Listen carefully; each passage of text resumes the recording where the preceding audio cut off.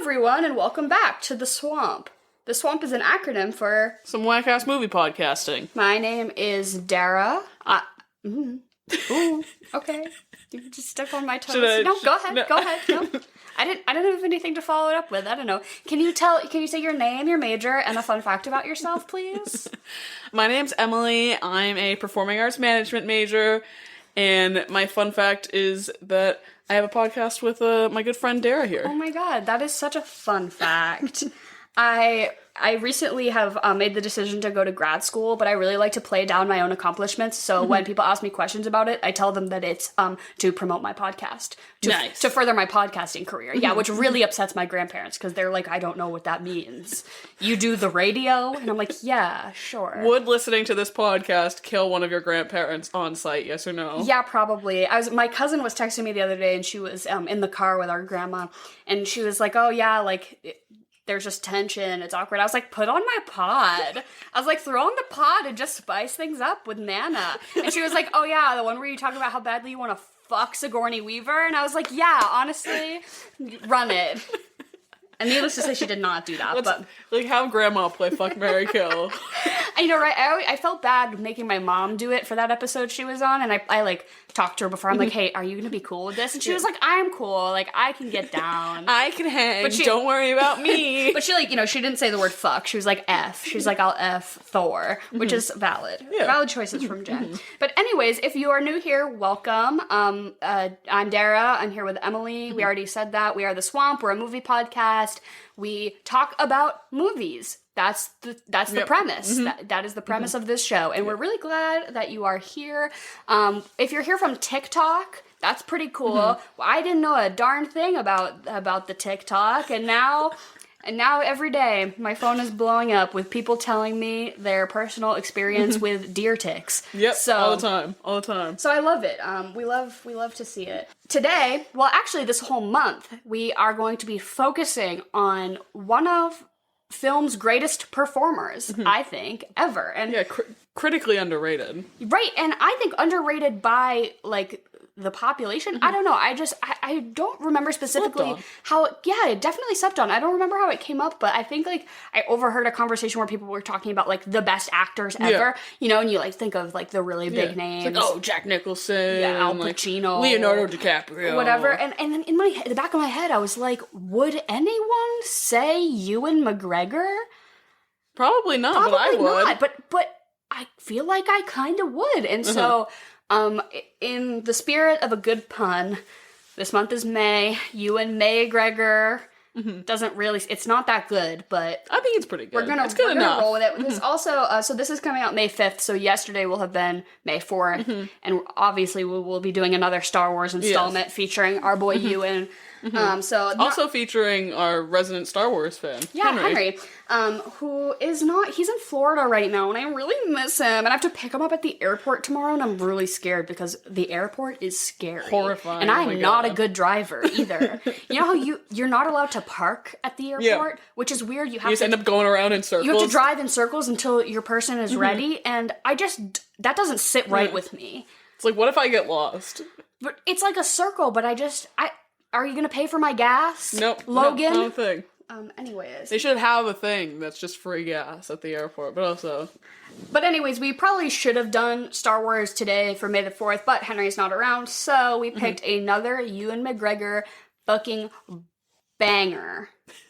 Moulin Rouge. And you had never seen this before. Oh my god, no, I had never seen it. I had little to no expectation. Basically, I had the cover of that Elton John song. It's so good. I had that like saved like in my music library just because it was a bop and I liked it.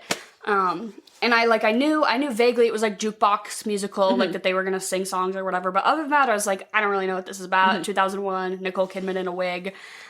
And oh my god, I loved it. It was so fun. I don't know if I loved it because I like drank a whole bottle of wine by myself, so I was really feeling it. But I thought this movie was so great, and I especially think Ewan McGregor was so good. He was so cute. Right? Oh my god, I'm like, I would die for him. In basically every movie I would die for Ewan McGregor, and in real life as well, but Actually, I don't really know anything about him, like, as a guy. He's a bit, Is he weird? No, he's been a bit controversial. Like, I know people don't love him, because it was, like, a couple of years ago. He got a divorce from his wife, and then it came out that he was, like, having an affair. Okay, well, that happens to, like, yeah, most exactly. people. So people are like, fuck Ewan McGregor, and I'm like, you know how many people cheat? Yeah, that's like everyone in Hollywood. I just think he's a really good actor. Yeah, I don't know. I'm not going to condone the behavior of men, but I will just say that, he's a great actor, and I think he was underrated, so we decided to dedicate this whole freaking month to him. So, shout out to you, Ewan McGregor, if you want to hit us up. Yeah. If you want to come be on the pod, you can clear the air about this whole divorce situation. Honestly, I'd fuck Ewan McGregor even if he was married. You'd be the other woman? Yeah, I would do it. I'd be okay with that. Would you? No, probably not. I think you're morally above it.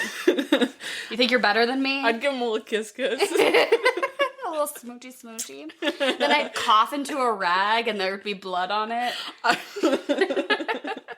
love that. I had that in my notes. I was like, anytime anyone ever has like lung disease or like cancer, would she have TB? Yeah, tuberculosis. Yeah, they called it consumption. I had no idea what that was. It just means like you're being consumed by a disease, like you have a disease and you're gonna die. But then for some reason she wasn't aware that she was gonna die. But I'm like, girl, you're coughing blood into a rag. That is the cinematic telltale sign of an impending death. To be fair, I kind of relate to her on that one, just because I would also just avoid it and not think about it. It's like a big reveal. They're like, hey, you're gonna die, right? And she was like, oh. And I was like, come on.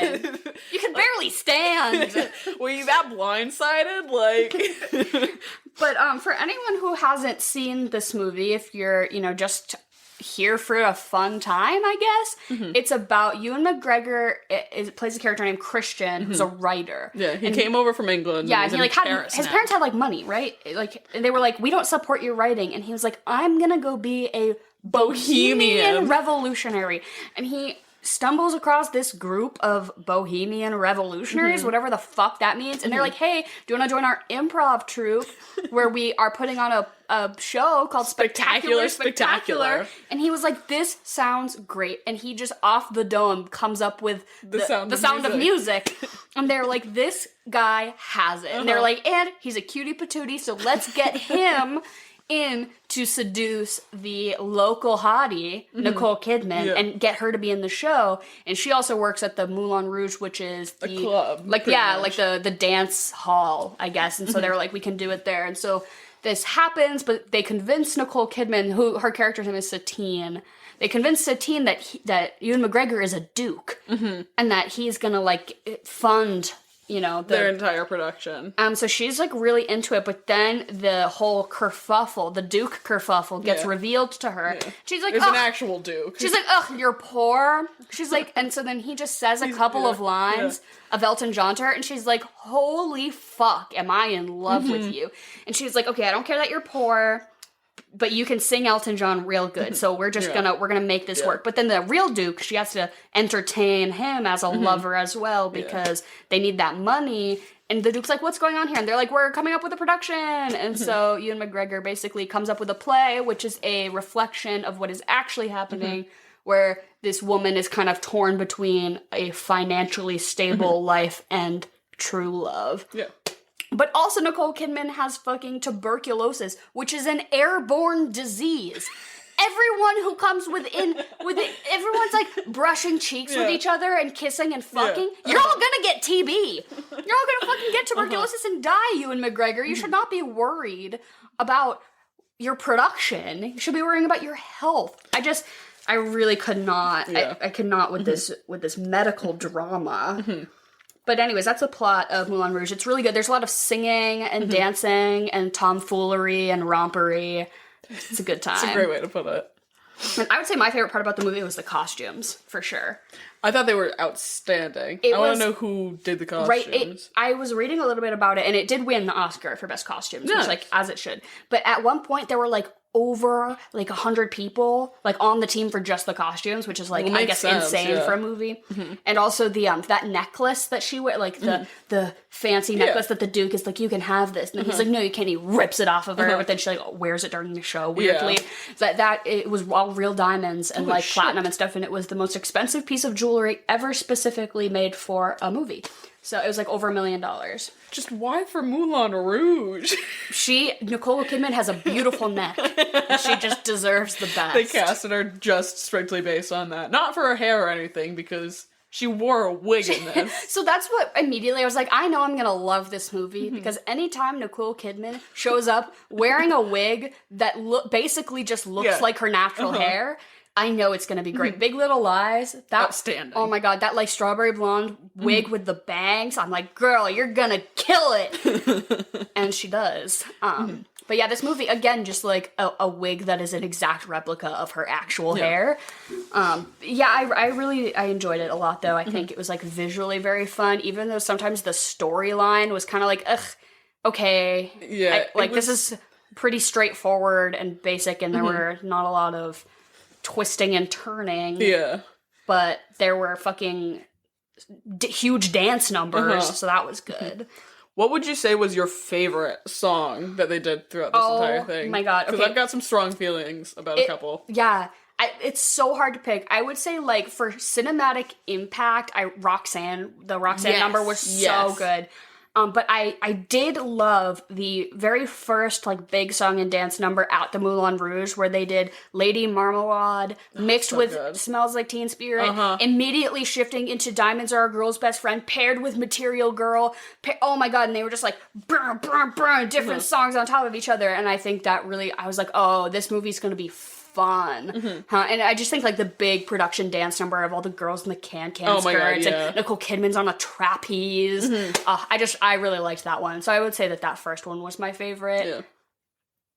But as somebody who had your song sung by Ewan McGregor already saved to my phone pre-watching this, I think that's just a good song, because Elton John is just good and Ewan McGregor is just good. But which I didn't know he could sing that well. Me either, right? And he's really good. I feel like he doesn't do it a lot. I feel like he's not really in a lot of musicals, right? He was in the new Beauty and the Beast like remake, which I don't even know if he played actually a Candlestick. Yeah, I don't know if he like actually sang in that or not. He kind of did, but he had like a French. But this one, he's like he's like singing for like 90% of the movie. Yeah, he's really good. Pleasantly surprised by little Yui. Yeah, I really liked when what's his name, Ziedler. Yeah, he did Madonna's Like a Virgin. Oh, so good. He was like wrapping a curtain around himself. Yeah, that one was really good. I just thought it was really funny. Actually, for that one, they used, because I wanted to know who in this movie was actually singing or not, and I guess he sung, but then they had an opera singer like dub in certain parts, so it would be very like grandiose. So it is actually mostly these people are singing for the most part, but I guess that one specifically they got like opera help, which I think really paid off. Smart, yeah, no. Apparently Nicole Kidman really didn't like her maybe not her performance, but her singing in this. Oh, which really? is, I mean, I read that somewhere, but I think she sounded fine. I think she sounded I wasn't bothered, especially in a movie where you're singing like most of the dialogue. I could see how you'd be like, well, I have to nail it all the time. Well, it's like us listening to ourselves back on the podcast. I hate it. It's like, I'm like kind of nasally and obnoxious, and you kind of like dip into like vocal fry. And I'm like, as two people with kind of like not very listenable voices, we just picked the wrong thing to get into. But no one would ever put us on radio. But the more I listen to it, the less I'm bothered by it, to be honest, because I'm like, okay, well, if I'm desensitized. if I'm just like constantly judging myself, which like I'm already doing that already, so like why add another thing, you know? I thought all the singing in this movie was pretty good for the most part. I was not bothered, because it's like, you know when Les Mis, when Russell Crowe, I was gonna say what you mean and just say Russell Crowe. When Russell Crowe rolls up to the function, Prisoner to Vortex 1, I'm like, oh no. Oh, Russell. They really did him dirty there, especially where everyone else is just, because, you know, if you're not bringing it, especially in like this movie, if Nicole Kidman really like couldn't sing that good, it would be like, oh, sore thumb sticking out, but she was fine. Have you ever met those people that like really stan Russell Crowe in that movie? Mike Frio? Yeah. I'm gonna call him out publicly now. Yeah, we all watched it at your house that one time, and I got attacked. I got verbally attacked for being anti-Russell Crowe. Michael was the only one that was pro-Russell Crowe. But he was so aggressively pro-Russell Crowe that I was like, where is this coming from? You pick somebody else to stan. Be a Hugh Jackman stan. Right. Pick literally anyone else in the movie. Amanda Seyfried was hitting notes that like dogs don't exist. Couldn't even hear. Eddie Redmayne, for some reason, his face didn't bother me as much as it usually does in that movie. Do you hate Eddie Redmayne? I don't hate Eddie Redmayne, but there's something about his face that I just don't enjoy. I really didn't like him. Performance-wise, I liked him in Trial of the Chicago 7. Me too. But hearing him do an American accent felt so wrong. Oh, it's so bad. And also there's just the whole issue of like the Danish girl, like, ugh. Yeah. Okay, yeah, let's not. Let's not with that, Eddie. Yeah. No. Alicia Vikander in that one was really good though. I think she won the Oscar for it. Yeah, I know he was nominated. Maybe did he win as well? No, he won for like 2 years before when he did The Theory of Everything. Yeah. Okay. Which was outstanding. Yeah, if he won any awards for the Danish girl, that would just be controversial. Yeah, bad. Not good. I don't agree with that. But we're not here to talk about the Danish girl. Back to Moulin Rouge. I'm just glad Eddie Redmayne wasn't in this movie. I just don't think he could have done it. I don't think he could have carried that boyish charm that Ewan really brings to the table. Disney has him by the balls now for, that Harry Potter series, so he can't do anything else. Oh, yeah, that's true. I thought you were going to say, Ewan McGregor, they're making a Obi-Wan Kenobi TV show. I am gonna nut so hard. I'm gonna nut harder than Nicole Kidman was pretending to nut during... So, like, I think the funniest scene in the movie is that Ewan McGregor thinks he's doing an audition with Nicole Kidman, and he's like, let's read some poetry, and she thinks it's a euphemism for, like, fucking, and so she's like, oh, okay, like, we can read poetry, but then she's, like, on the bed, like, fully prepped and ready to go, and he's she like... might as well have been, like, spread eagle, yeah, just right, waiting. and he's like, no, he's like, let me... off the dome, just come up with some Elton John lyrics. Yeah. And she's like, oh, so it's like a fetish thing. So she pretends to just like be really into it and like orgasm on the ground while he's like, and he's confused. The whole thing is really funny. And she's just rolling on the ground, like touching herself, pretending to just have the time of her life. And he's like, no, I'm just trying to read you some poetry, girlfriend. To be fair, I would genuinely be turned on if Elton John was reciting Elton John's if he was in my presence. Honestly... Did I say Elton John or did I say you? Anyways. Usually I have a pretty big problem... usually I have a pretty big problem in movies where two characters, after knowing each other for a very short amount of time, are like, I am so in love with you and I would die for you. Yeah. And yet, I was unbothered this whole movie. They meet and he sings some Elton John and I'm like, I get it. Yeah. I, too, would risk it all for Ewan McGregor. He nailed the song. Like, come on. I mean, he comes up to the top of the roof of that elephant to sing to her again. And she's Under like... the stars. Right, she's like, I don't know about love. And he's like, no, I'm gonna prove it to you. And I'm like, yeah. You did. You did that. Because usually I'm like... that assignment. I'm like, are you kidding me? Like, okay, you're gonna, like, risk it all for this person you've known for 2 weeks, like, Edward Cullen type beat. Yeah. But, like, no, I felt it here. I was on board with them, like, risking it all for their love. Which is another thing that, like, also happens in movies that I don't understand why people can't just have adult conversations with each other. Never. Like, she's so coy the whole time about having to entertain the Duke on the side in order to maintain the funds for the production. And he's like, I don't like that. I don't like that you're doing that. She's like, well, that's kind of my job. And also, like, I'm here, like, I'm with you, and we're in love. But then, like, no. Then the Duke is like, I'm gonna send hitmen out for Ewan McGregor if you don't stop hanging out with him. Which I'm like, okay, way to, like, suck? I don't know.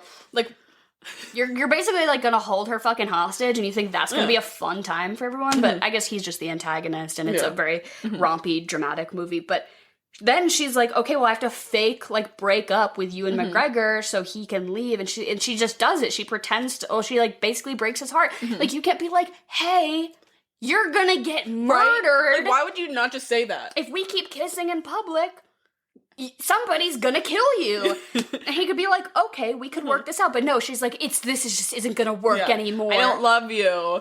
And I'm like, it's like, Nicole, just tell him the truth. He can handle it. I just, that a high school relationship could do this. Like. Yeah, right. People with the most minimal communication skills could probably have navigated this situation with more grace than Satine and Christian. Yeah. Which, I just want to know why she was so easily, like, controlled by Ziedler. Like, I get it, he's your boss, I guess, but, like, she really is just kind of an idiot. Yeah, she just kind of does whatever people tell her, and she, like, wants to be an actress, but she's, so the word they use is courgette? Is that the word they use? That's the word for eggplant. Oh. I also kept saying, like, cornichon, like, those little pickles. I don't know. They use some word which basically means, like, sex worker. Yeah.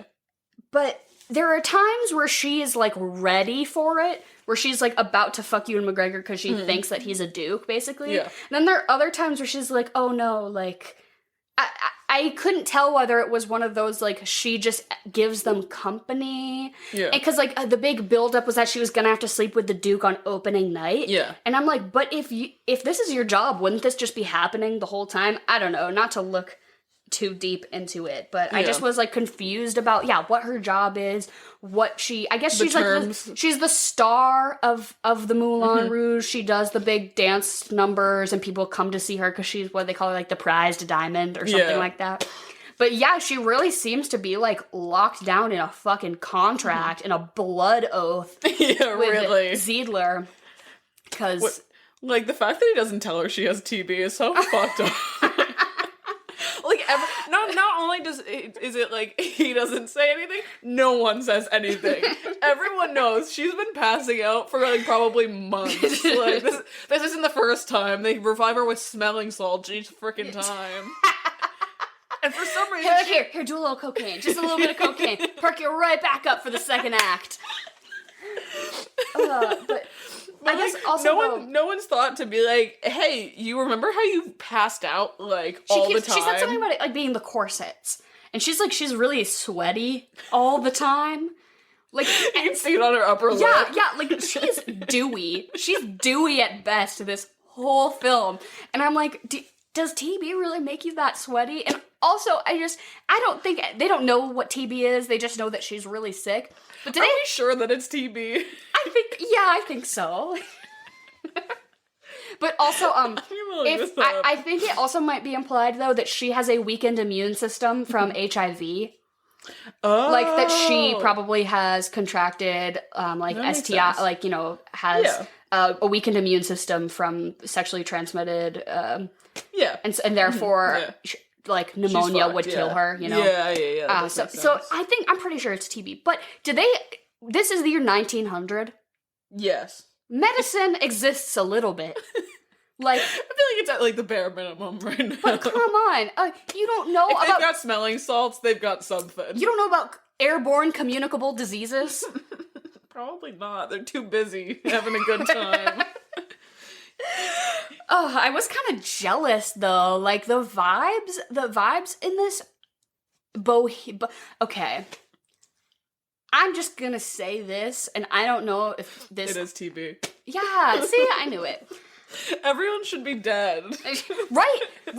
I'm thinking from coronavirus perspectives, there's 600 people packed into a tight room, fucking rubbing up on each other. If she's... Everyone has TB. You don't get booster shots in 1903. You don't have a primary care physician. Like, tetanus? I don't think tetanus is the thing they'd be worried about. I don't know. It looked kind of rusty, but the vibes were unmatched at the Moulin Rouge. I would love to go to the Moulin Rouge. Post pandemic, I am showing up to every social function in a hoop skirt and a fucking corset with a mole drawn on my face and my hair in a coiffed Marie Antoinette updo, and I'm just gonna flash everyone my little ruffly panties, and I'll be taking no criticisms at this time. I'm just gonna, show up to the McDonald's dressed like fucking Moulin Rouge can dancers. Can we bring that back? Can we all go out to the clubs in hoop skirts and do the can and fucking lift my little skirt and flash it around to men in top hats, and we're all... The part that really killed me is that they're doing this big musical number, right? And Nicole Kidman comes down in a trapeze, and then she, like, picks Ewan McGregor out of the crowd, but basically because she's been told that he's like the wealthy duke, and she picks him out of the crowd and brings him out onto the dance floor, and he's just kind of standing there, and everyone in the crowd is like, wow, what a great dancer. He's such a handsome young man. What a great... And he's literally just standing there while Nicole Kidman dances circles around him. Let's be honest about who's a good dancer here. He's doing the bare minimum. But getting all the credit for the woman's work. But the outfit, so Nicole Kidman does a RuPaul's Drag Race finale reveal during this dance number, where she's in a little outfit, and then everybody, like, lifts up their skirts to create a tent around her, and then she, like, changes into a different outfit, which was... We love women supporting women. Oh my god, and it was so good. But the outfit that she like, takes down her hair, and this is the outfit that she passes out after being, like, lifted into the air, but she's in this, like, peachy skin-colored... tight fucking bodice with ostrich feather train coming out the back. Her tits are pushed up to her neck. Oh my god, she looked so good. That outfit alone, I was like, this movie had to have won for best costume, because that fucking outfit, I swear to god, I would never have body dysmorphia again if I could just wear that outfit once. I would feel so good about myself. I would go to the grocery store in that outfit. She looked so good. The rest of the costuming in the movie is really great, but that specific one look, I was knocked out by. Yeah, that was like have you heard, I feel like it's Variety or one of the big fucking publishers said, like, oh, Keira Knightley's green dress from Atonement is the best costume in a movie ever. And I'm like, I don't think so. Like, okay. It's really good. You could say it's like an iconic. Yeah. But I think Nicole's dress bodies that one. Right?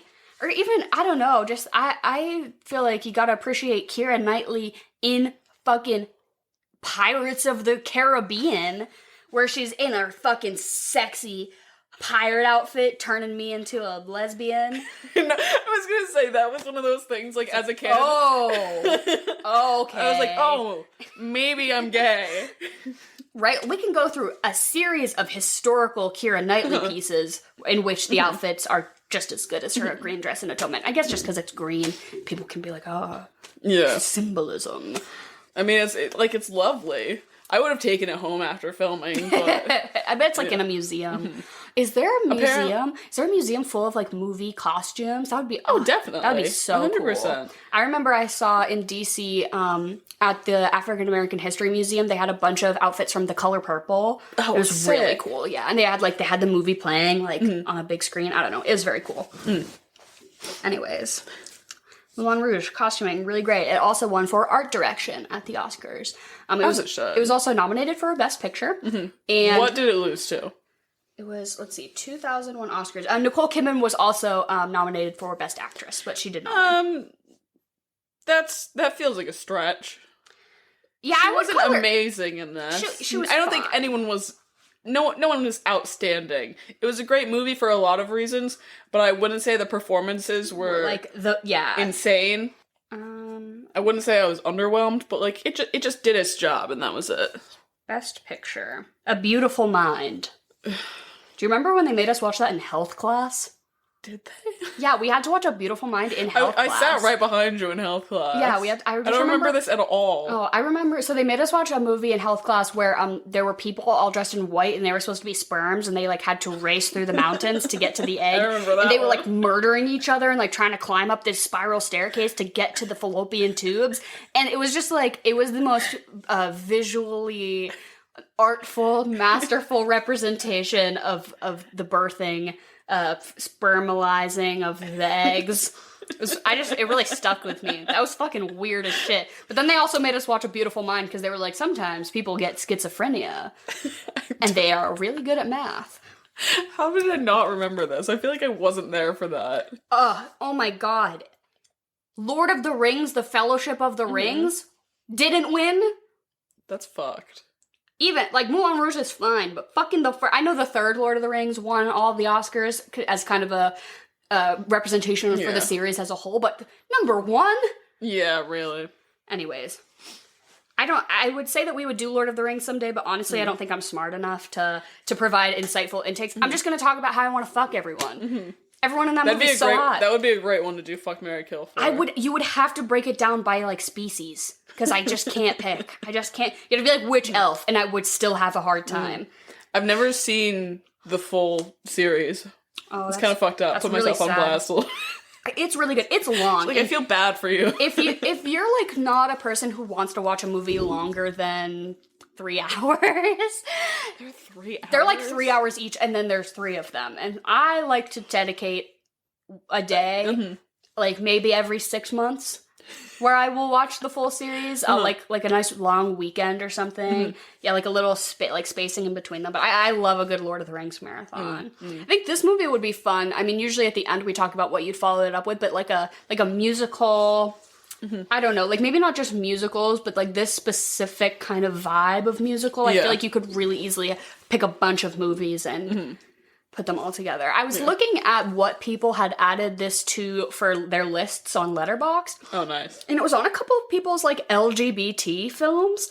And I was like trying to look into it. No one's gay, but it feels gay. Right? I was like, I don't think that there's anybody gay in this movie explicitly at all. So then I was like Googling it and I was looking into it. I was like, is this a piece of gay cinema? And they were like, everything's just glittery and they're singing. And I'm like, so no. Like it feels good, but you can't call it that. I wish if Ewan McGregor had, you know, the guy who's like the head of the Bohemian troupe, the short one? Yeah. I wish they were together. Because he was invested. He was there for the art. He was like a tall person and they made him just like get on his knees. Yeah. I didn't know that. Yeah. Yeah, they probably could have just actually gotten an actor who looked like that, but no. Get down on the ground right now. This needs to be quirky and bohemian, so you need to have a disability. Also, Nicole Kidman broke a bunch of her ribs while rehearsing one of these dance numbers, so for the second half of the movie, most of the time where she's like seen as a full body shot. Oh, come on in, Jen. She was actually, it was a body double, and they did just most of her, like, close-up shots. How did she break her ribs? Dancing too hard. Jesus. She was too committed. So Jen is here, and she's going to do some chocolate and vanilla with us. She's very excited to prepare this segment for a couple of episodes. A couple people, like, reached out and responded and were like, oh, that's so fun. I decided to play that in the car, which is, like, that's the way you're supposed to do it. It's, like, a long car ride. You're just like, what do you like better? Blue or green?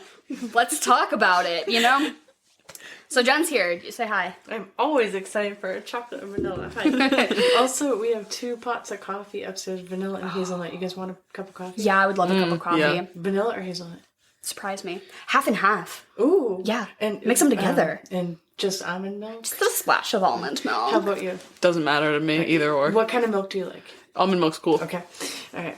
Okay, you ready? You don't put oat milk in your coffee? I'm too poor to buy oat milk. All right, you guys ready? Yeah. All right. This one's very random, no theme. Okay. Okay. Darren Criss or Taron Egerton? Taron Egerton. I'm sorry, Mom. Taron Egerton. Oh, it's really hard. I'm gonna go Taron. Him in Rocket Man was so good. He's so good in everything. The Kingsman? I like everything about that movie. I probably shouldn't like it because it's very just like generic. I don't know, in like kind A of little cash, bro-y. bro-y cash grab action movie. I fucking love that movie. So good. And when he's the gorilla in Sing? Yeah. He sings Elton John. He sings Elton John in that movie. That's how he got cast. Yes, as an animated gorilla, and it's great. Okay, sorry. Sing or Zootopia? Zootopia. Zootopia, I guess. Zootopia. James Bond or Ethan Hunt? Who's Ethan Hunt? Oh, Mission Impossible guy. James Bond? James Bond. Yeah, James Bond. Batman or Spider-Man? Oh my god, give me a second. Batman. Spider-Man. Spider-Man. Should have just said Tom Holland's name. Fuck! I like the other ones too. Yeah, you like the Andrew Garfield one? I like Andrew Garfield. You even like the Tobey Maguire. I love the Tobey Maguire. We have to cover that. That's another one. Every 6 months, I will watch that trilogy in a day. Well, we're gonna have another month where we dedicate it to an entire actor, which is gonna be Willem Dafoe. Yeah. Okay. I thought you were about to recommend that it be Tobey Maguire. No, like, absolutely not. We cannot do that. No. Yeah. Willem Dafoe in the first Spider-Man is so good. Green Goblin. Anyways. Oh, sorry. Captain Marvel or Black Widow? Captain Marvel. I don't fucking know. Black Widow. Blondes or redheads? That's the question. Jim Carrey or Steve Carell? Jim Carrey. I think Steve Carell. I think Steve Carell too. That was hard. That was really difficult. Ghost or Ghostbusters? Ghost! I just started watching it and then didn't finish it the other day. So I'm gonna have to say Ghostbusters just because I haven't seen it. I would say Ghost too. Would you say Ghostbusters or Lady Ghostbusters? Original. Ghostbusters. Yeah.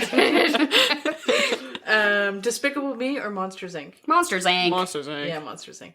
$1 Million Baby or Creed? $1 Million Baby. $1 Million Baby. Yeah, $1 Million I saw that like way too young. Like, like it was playing and my grandpa was watching it. I wandered into his room. It's like, what you watching? You like didn't quite know what euthanasia was, but $1 Million Baby is not a sports movie. It's a euthanasia movie, and I will die on that hill. Oh, It's like 7 years old, and I was like, what's going on? He's like about to pull the plug. Damn. Last one, Transformers or Pacific Rim? Pacific Rim. Pacific Rim. Yeah, Pacific Rim. Okay, that was it. Thanks, I'll Jen. go get your coffee. Aw, Thank you. thanks. Oh, she really is our intern. If you guys buy our merch, we could maybe afford to pay Jen some pennies. The scraps. Yeah, we're thinking about T-shirts! t-shirts. Yeah. I'm like so jazzed. I don't even care if our net profit is $0. I just want to make all the merch because I like to make things. You're crafty Yeah, one. I'm like crafty. I don't know. Every You time make all the pins, which are very small and what I can only assume time consuming. it's so fun. I just have such a good time. It's just so fun, and I want to make all the merch. So if you guys if you're like, hey, I'm really dying for a coffee mug with your face on it, I'll make it. Just DM us if you have any merch. Dara's gonna get a kiln and just I was literally sculpt the entire thing by hand. I was looking into like screen printing because you mentioned t-shirts. I was like, it's like $6,000 to get a screen printing machine, and I was like, I don't know, should I do it? Is that stimmy money? I could not afford it. Stimulus check is not $6,000. No. I wish. But yeah, t-shirts, hats, mugs, what do you want? Let us Yeah. know. I really just want, it's because I want a t-shirt. Right? So I'm like, okay, I guess we could like make them available for other people. Right, I just like am decked out. My entire house is just like the swamp themed, but it's like there's just one of everything. Like this is the only one. It's just one coffee mug. It's just mine. But yeah, if you guys want merch, let us know. If you want to buy our merch, please do. It's on our website, and it's also on my Etsy, and maybe we can afford to take Jen out for coffee. Or something nice. Honestly, she puts in a lot of work for this podcast. She was mortified that she didn't have a fact sheet ready for me about Moulin Rouge. No. She was like, no. She's like, I prepared for the wrong movie. And I was like, it's gonna be okay. What'd she prepare for? Robots? I think she prepared for robots and also maybe Star Wars because we were gonna do it for the 4th. But then I had to go to Florida like a helpful son. That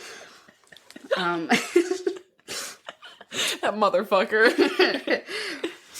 So Moulin Rouge, they use the word bohemian. How many times? Should I guess?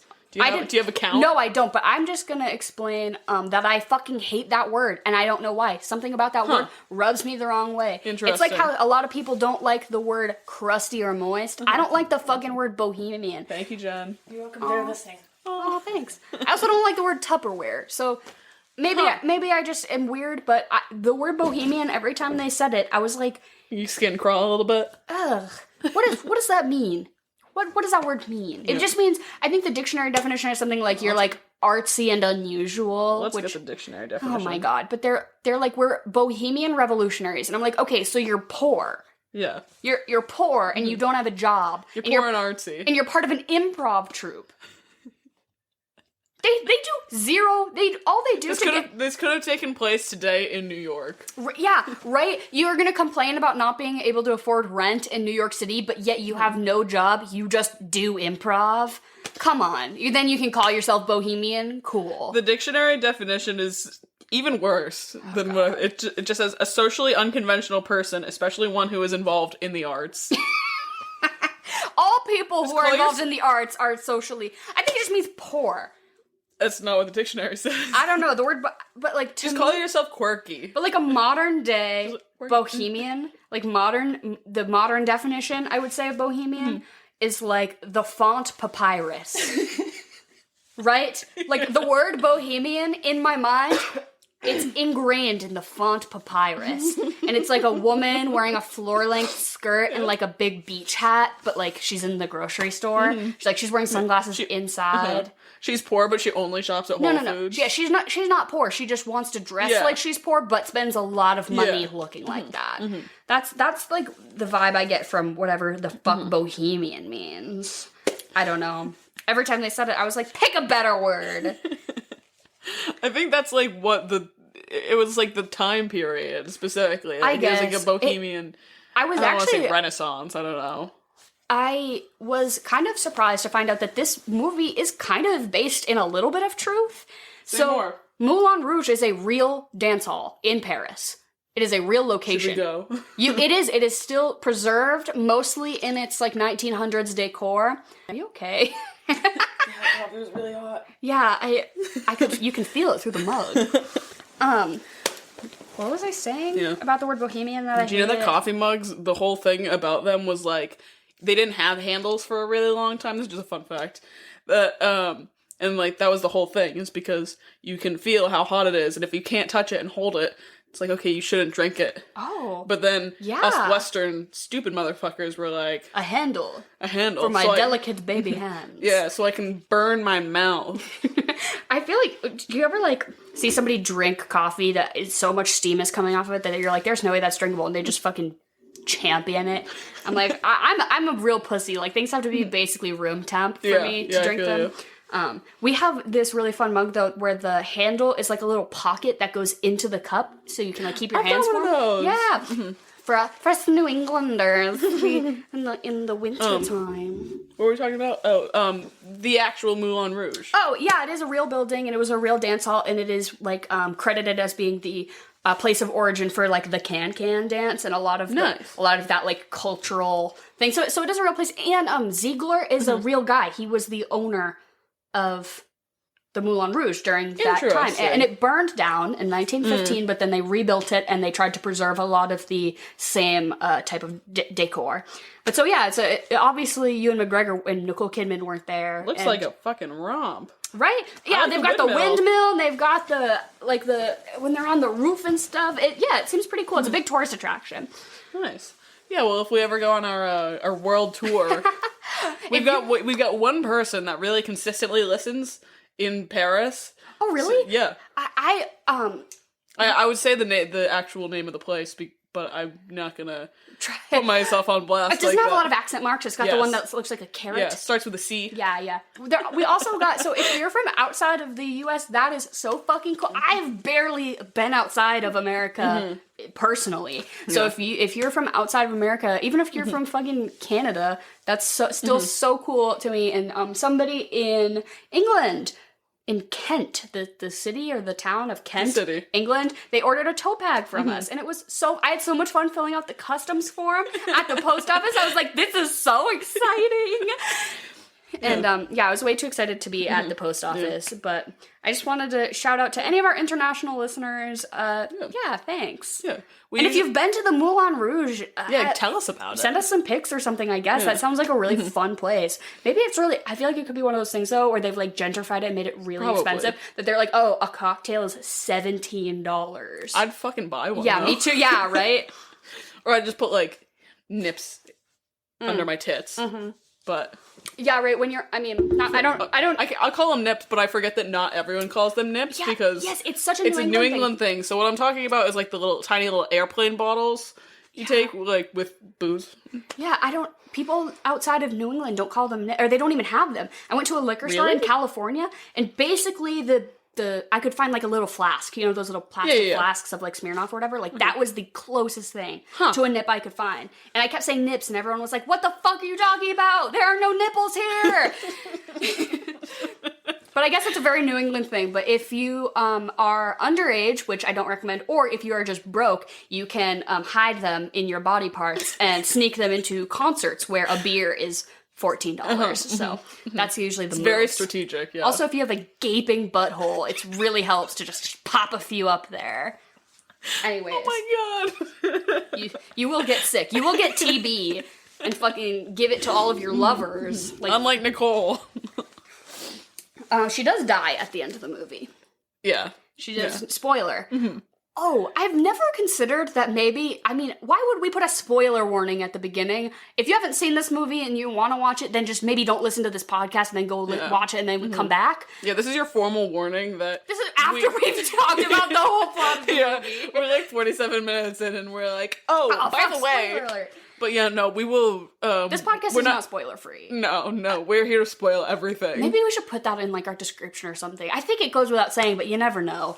Yeah, sorry if you really wanted to watch Moulin Rouge and now you're... But now you got our fucking half-assed... takes on it. So, this isn't really... I mean, we were talking about, like, foreign countries and stuff, and my mom had a coworker who was from Denmark, I think, and she said, she was like, you Americans do this thing when you're talking about movies. In Europe, when we are talking about a movie, we say like, oh, what was it about? But you Americans just list all of the actors who are in it and then start naming other things that those actors have been in. That's exactly what we do. So I'm here being like, yeah, Nicole Kidman from Big Little Lies in a wig yet again.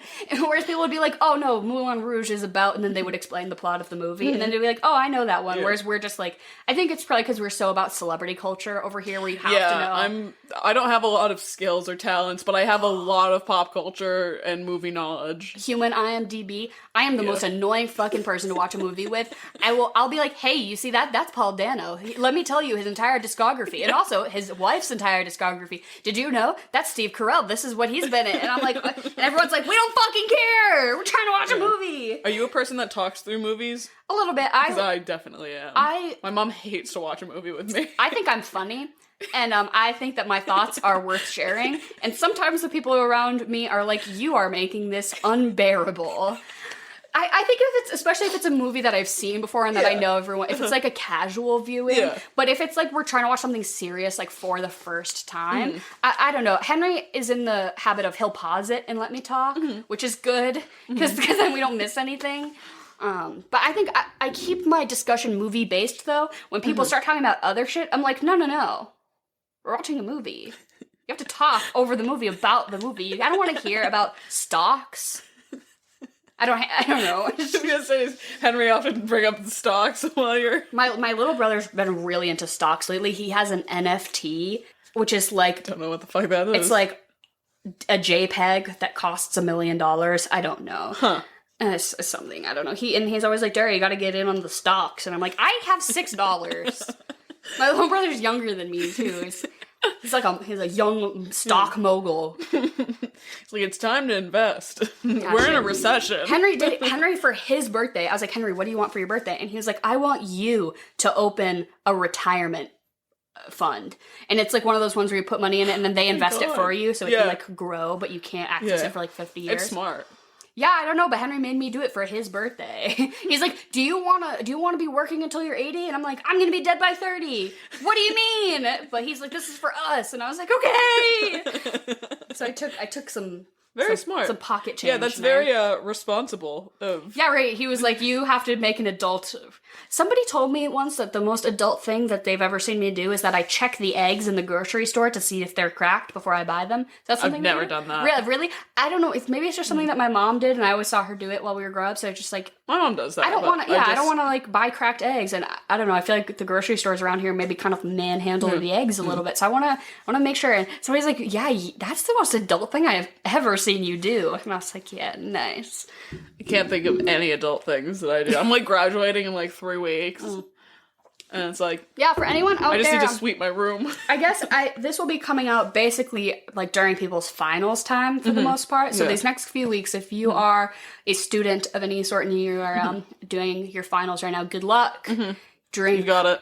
Like, reward yourself. I think that's the most important part about not, like, feeling too burnt out, is that you have to remember to take care of yourself. But not only take care of yourself, but reward yourself for your hard work. Get a little face mask. Right, take a nice long shower.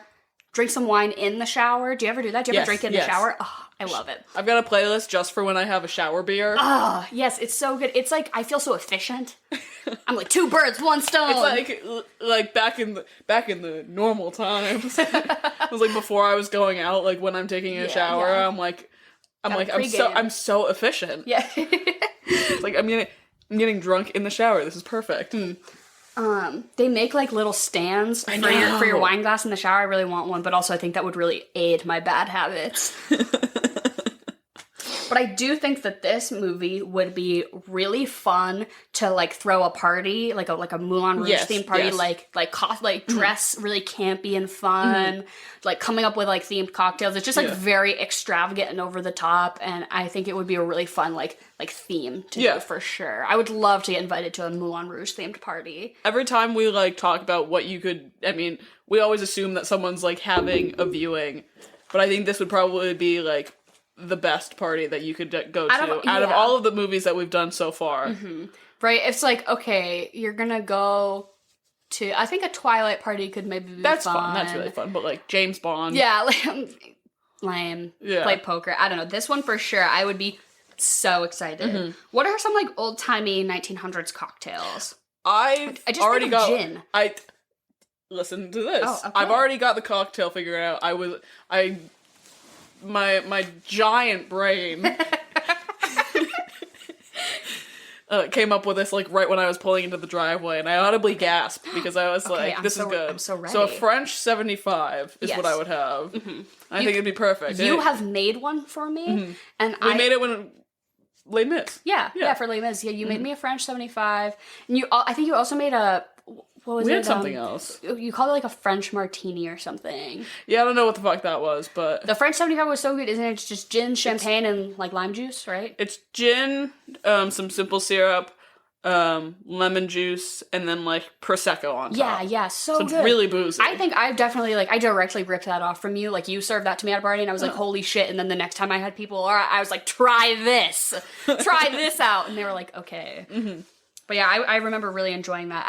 Any like old-timey, for some reason, I just think gin gives me that bohemian vibe, if you will. I feel like gin's like pretty consistently good. Like, you know, like if you get like cheap tequila, you know it's cheap tequila, and if you get cheap vodka... but you can kind of get cheap gin, and it always just tastes like pine needles. So yeah, which I'm fine with. And I love... It's personally one of, I think, probably my favorite alcohol. Oh, wow. That's a stance. I don't know if I would agree. I love a good gin and tonic. Yeah, I am always blown away by how good gin drinks taste, because gin by itself is a little... Yeah, like I'm not gonna shoot gin. Yeah, but like, and like tonic water by itself is disgusting, but why? The two of them together, why is it so good? Why? PEMDAS. It just cancels out all the bad flavors. And just you put enough lime juice in it, and it's fine. A fuck ton of citrus is the key to any good cocktail, I think.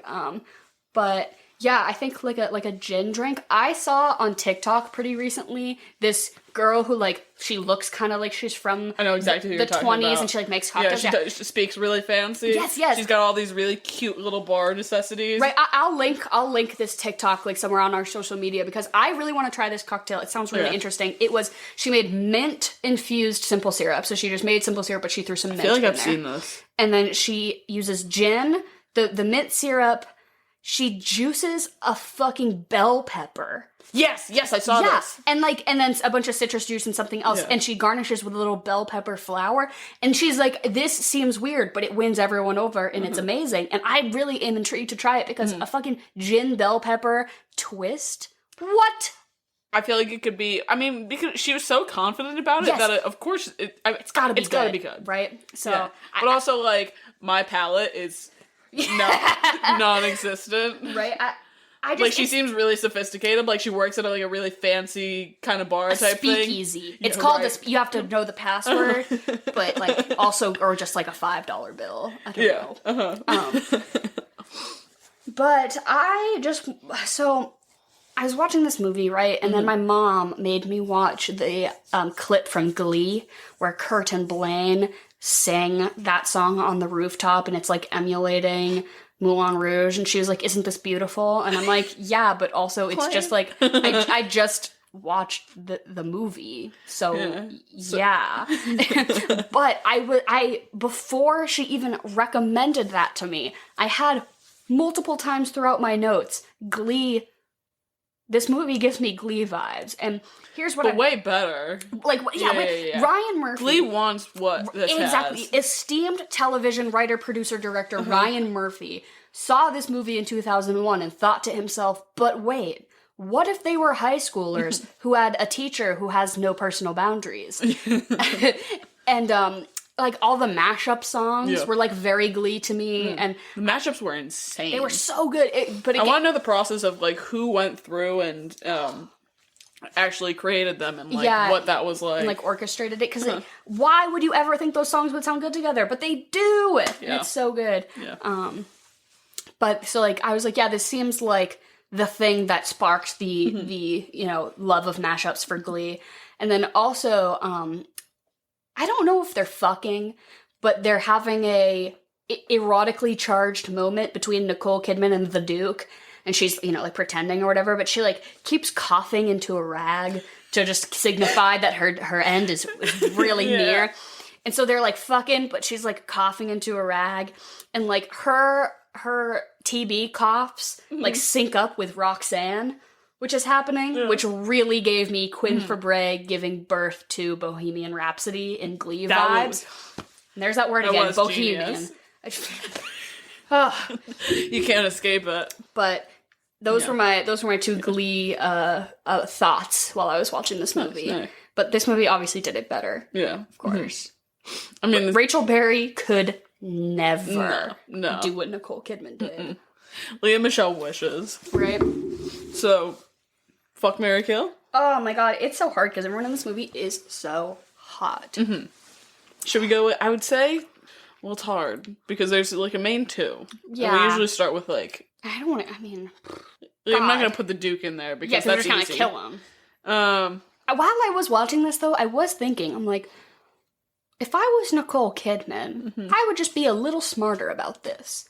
And you go with the Duke, and you take the money that he's giving you, and you fund your little side relationship with Ewan McGregor. Yeah. You can have money and true love if you're willing to play the game. Yeah, she doesn't know how to hustle. He was kind of a pussy about it, though. It's like guys who are like, I would never date a girl who has an OnlyFans. Like, I'm like, okay, first of all, nobody asked you. Yeah. But second of all, like, he's like, I just don't like that you're gonna sleep with the Duke 3 weeks from now for this play that I wrote that he's producing so I can live my fucking bohemian dream, whatever. And she's like, and she just kind of pushes the question to the side a lot, but I'm like, Ewan, you gotta give a little. Take a step back and just look at the situation you're in. If she has to sleep with him literally once for you to have this, like, fun the adventure, life you want? Right? Yeah. Like, who cares? She could be like, yeah, I won't even. So the whole thing, though, is that she tells him that it was fake the whole time. She's like, I just pretended to make you love me,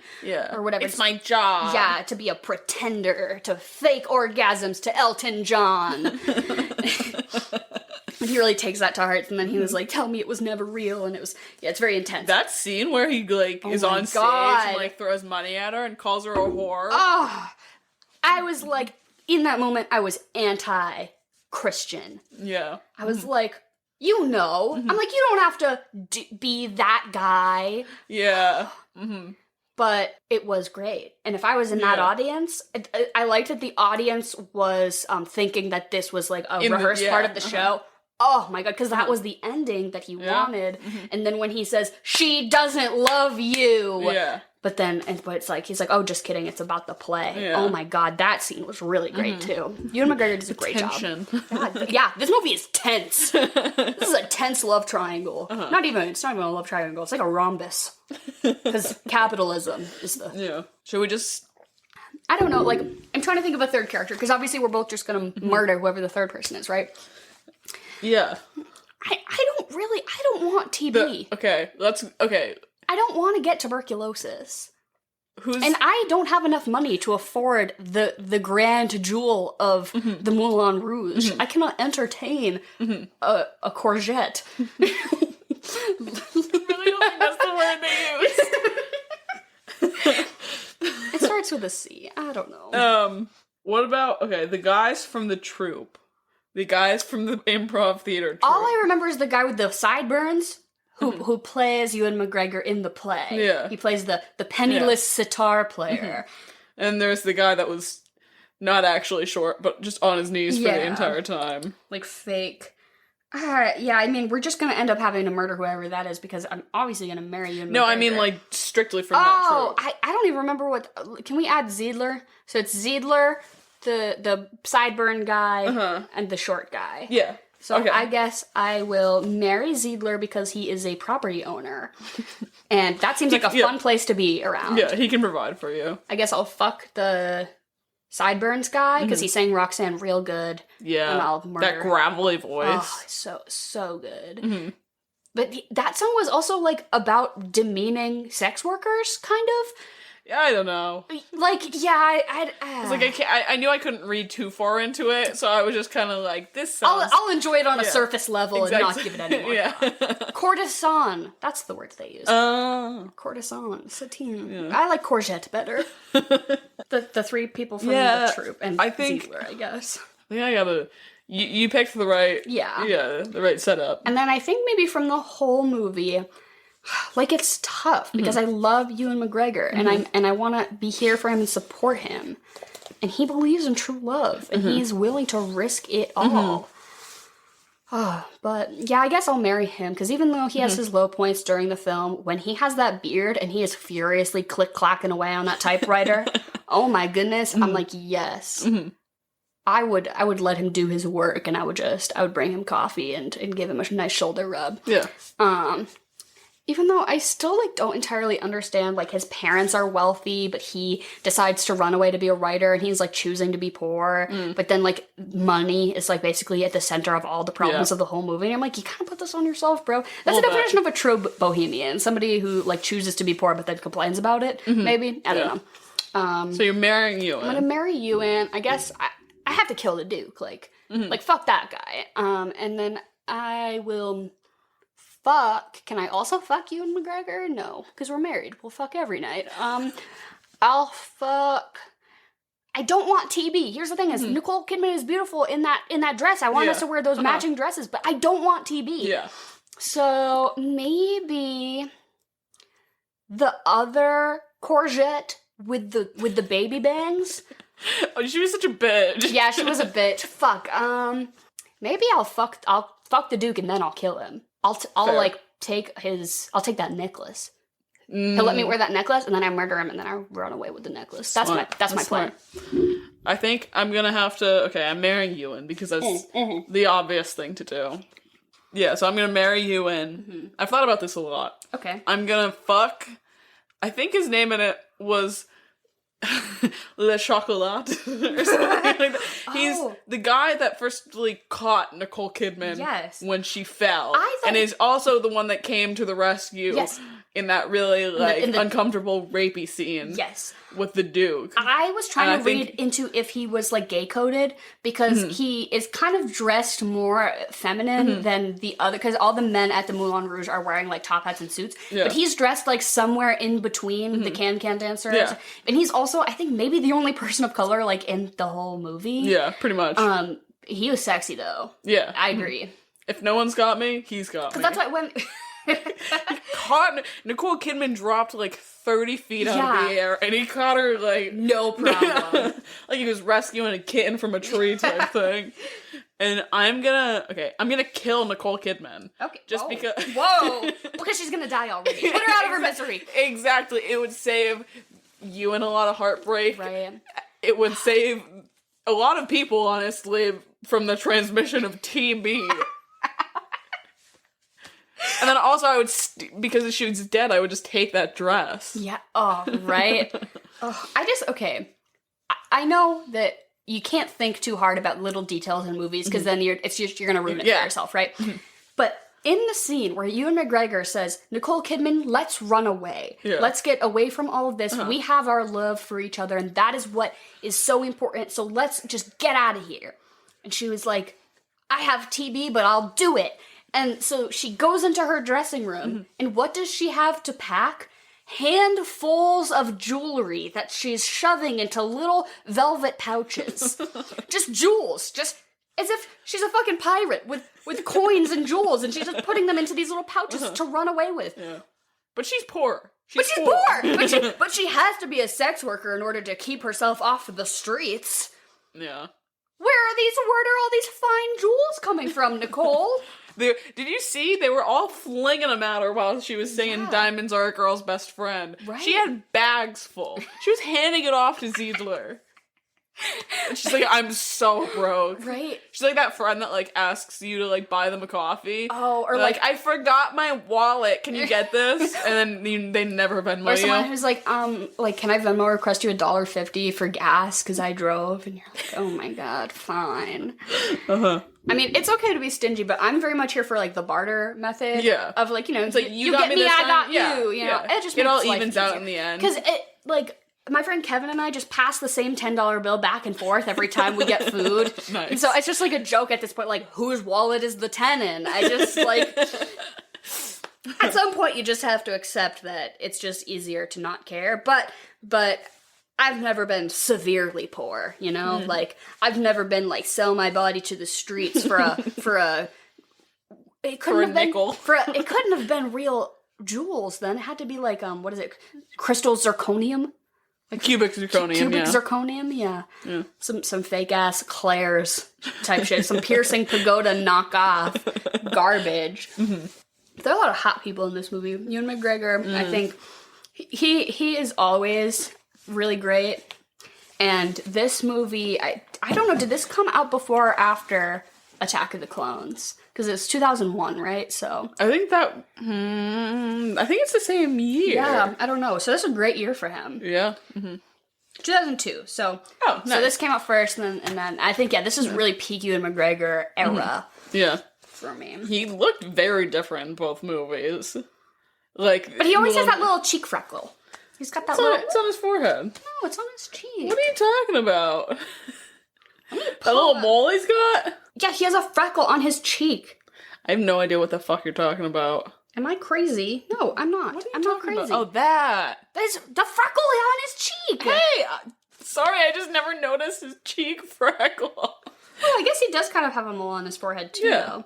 It's a very textured face, but honestly, it as such a vanilla ass generic looking white man. This is like you made an AI look at pictures of like the top billing actors from 2003, and this is what they they came up with. He is by no means anything special visually. No. But I am charmed. I am charmed by Ewan McGregor, especially when he got that facial hair too. Yeah. When he was like in the wife beater, like I know, he was kind of dirty. Yeah, like hungover because all he does is drink now. Because Nicole Kidman is dead. Did you know in the original script of this movie, it was that they had a kid together. Interesting. And that it was all him telling the kid, and it was like in flashbacks, like the kid was like 3 or something, and like he's like telling the kid the story of how they met, but like obviously she's dead now because of the TB. Yeah. But they would have had to have been together for quite a longer time than this movie permits. Yeah, no, it just wouldn't work. They would have had to fuck day one, and then like a whole year would have to pass. Whereas I feel like the time frame of this movie is maybe 3 days. It definitely wasn't 3 days. It was like at least a month. Okay, yeah. 2 months. Yeah. You know how long it takes to put on a production? They seemed to just have it down, though. They were like, oh yeah, we can change the whole ending. And I'm like, that seems like a lot. Seems like a lot of work. What about a snack? Oh, I forgot. I don't know. Like, they don't really eat a lot in this movie. And I don't really know what they ate in 1900s in France. I guess you could do like French theme and you could have snails or a croissant. Maybe a nice little... Get yourself a baguette. A baguette with some brie. We always come back around to a cheese board. Yeah, I know, right? I made a pizza and I was by myself in my house and I was gonna drink wine out of the bottle because I felt like that was the vibe, which I was definitely right. But then I was like, I'm gonna spill because I'm a spiller. Yeah. So I got a cup, but I made a flatbread, like a pizza flatbread, and it was like peppers and onions and fucking bacon. I did everything in bacon fat as you do, nice. And like it was all right. My parents were on their anniversary dinner and they went to like a fancy restaurant. So my mom was sending me pictures of like the really fancy calamari and duck wings that they were eating. I was like half drunk, like eating pizza by myself, watching Moulin Rouge, and I was like, yeah, nice. This is where I'm at. Nice. And I don't have much. What would you follow this up with? Would you pick another musical? Yes. Just because I feel like you need something that matches the vibe. And personally, I feel like this is the only other musical that really catches the same vibe. It's Mamma Mia. I was like jukebox musical. They're like doing songs that are already popularized, like not original for the movie, but somehow just like fit so perfect. Yeah, I would say that Mamma Mia is one of those ones that like everyone kind of knows too. Yeah. So if you're gonna do a double feature, I think that'd be a good one. Yeah, Mamma Mia is a really fun one. I would also say like Hairspray. I was gonna say Hairspray. Hairspray is a really good one. I love John Travolta in a wig. The theme is not musicals. The theme is wigs. Yeah. Nicole Kidman in a wig. I'm trying to think if there was wigs in Mamma Mia. Maybe extensions. Probably. Mamma Mia is probably the movie that I've seen the most ever. Yeah, I like that for you. Your family is very much like your mom and your sister and you. That's like your thing, right? It's that you love Mamma Mia. Yeah, no. I embarrassingly, but will say with confidence that mine is National Treasure. That's a good one. That's a good one to... I had it downloaded on my little green iPod Nano, and I would in 4th grade or whatever, I'd hide under the covers and watch it every night because it was the only piece of media available to me other than a book light or whatever, and so I think I would watch National Treasure at least 3 times a week for maybe 6 years. Mamma Mia is just one of those ones that it's literally on all the time, and you can start it at any point. Exactly. If you've missed the first half, it doesn't matter. Yeah, it's fine. As long as you've seen it before. I could probably those people that can recite whole movies. Yeah, I could do that with National Treasure. I could do that with Mamma Mia for sure. Alyssa and I have a pact that whoever gets married first, the wedding scene or the reception scene. Alyssa's my sister. I keep telling no one has any idea who she is. I'm like, Alyssa. Yeah. And Emily has a twin. Yeah, that should have been my fun fact to start the podcast off with. I feel like we reveal very little personal information about ourselves every time. Formally, we're not going to be let me tell you a little bit about myself. Yeah. But in bits and pieces, you will know my full medical history by the end of episode 5 of this podcast.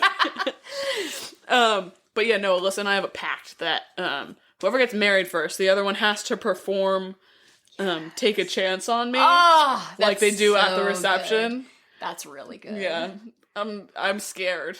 I don't know if I would rather have it at my wedding or be the one to sing it, but I feel like I want to be walking on the tables like Rosie chasing Stellan Skarsgård. I would like to have my wedding be Shrek themed, where I a big RuPaul's Drag Race reveal happens where I turn into an ogress. I would love that. And a huge mechanical puppet, huge dragon comes in from somewhere. We can make this happen. I would like that. Yeah. It seems a bit expensive though. Yeah. But a Shrek themed wedding I think would be a lot of fun. What would you rate this movie? I'd give it a 6.5. I was gonna say, yeah, I'd say like 6.5. I didn't like it the first time I watched it, really. It was a lot. It was a little overstimulating. Yeah. But upon rewatching it, I really enjoyed it. I started off the movie sober, and then I drank a lot of wine very fast throughout it, so I was pretty drunk by the end. And I think that the jarring experience of this movie starting while I was sober, and then by the end when I was drunk, it all felt very much the same. Yeah. You know? Like, I was like, yeah, like, this is maybe, like, you were in the right headspace. Yeah, right? Like, getting drunk while it happened fit. But...